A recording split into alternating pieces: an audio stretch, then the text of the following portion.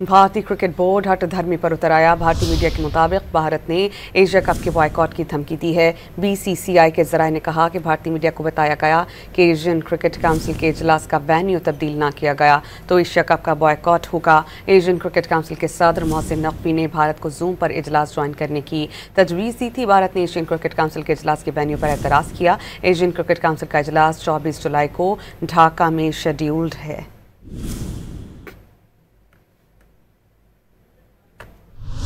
भारतीय cricket board हठधर्मी पर उतर आया। भारतीय मीडिया के मुताबिक भारत ने एशियाकप के बॉयकॉट की धमकी दी है। बीसीसीआई के जराये ने कहा कि भारतीय मीडिया को बताया गया कि एशियन क्रिकेट काउंसिल के इजलास का वेन्यू तब्दील न किया गया तो एशियाकप का बॉयकॉट होगा। एशियन क्रिकेट काउंसिल के सदर मोहसिन नकवी ने भारत को जूम पर इजलास ज्वाइन करने की तजवीज़ दी थी। भारत ने एशियन क्रिकेट काउंसिल के इजलास के वेन्यू पर एतराज़ किया। एशियन क्रिकेट काउंसिल का इजलास 24 जुलाई को ढाका में शेड्यूल्ड है।